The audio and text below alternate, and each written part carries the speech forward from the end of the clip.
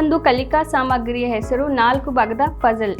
ಇದನ್ನು 4 ರಿಂದ 6 ವರ್ಷದ ಮಕ್ಕಳಿಗೆ ಕಲಿಕಾ ಬೋಧನಾ ಸಾಮಗ್ರಿಯಾಗಿ ಬಳಸುತ್ತೇವೆ.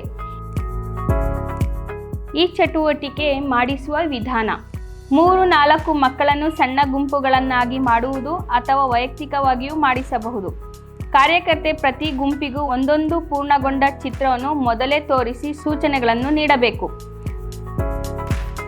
ಪಜಲ್ ನೀಡುವಾಗ ಕತ್ತರಿಸಿದ ಅದರ ಎಲ್ಲ ತುಣುಕುಗಳನ್ನು ಮಿಶ್ರಣ ಮಾಡಿ ಮತ್ತು ಅವುಗಳನ್ನು ಮಕ್ಕಳ ಮುಂದೆ ಹರಡಿ ಚಿತ್ರವನ್ನು ಹೇಗೆ ಸಂಯೋಜಿಸುವುದು ಎಂಬುದರ ಬಗ್ಗೆ ಮೌಖಿಕ ಸೂಚನೆಗಳನ್ನು ನೀಡುವುದು.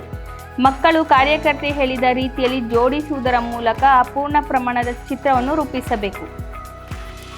ಇದರಿಂದ ಮಕ್ಕಳಲ್ಲಿ ಸ್ನಾಯುಗಳ ಬೆಳವಣಿಗೆ, ಕಾಲ್ಪನಿಕ ಆಲೋಚನೆ ಹಾಗೂ ಕಣ್ಣು ಹಾಗೂ ಕೈಗಳ ಸಮನ್ವಯತೆ ಹಾಗೂ ಮೆದುಳಿನ ಬೆಳವಣಿಗೆಯನ್ನು ಹೆಚ್ಚಿಸಬಹುದು.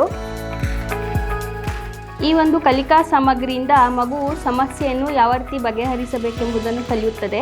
ಜೊತೆಗೆ ಮಗುವಿಗೆ ಇದರಿಂದ ಬೌದ್ಧಿಕ ಬೆಳವಣಿಗೆಯಾಗುತ್ತದೆ.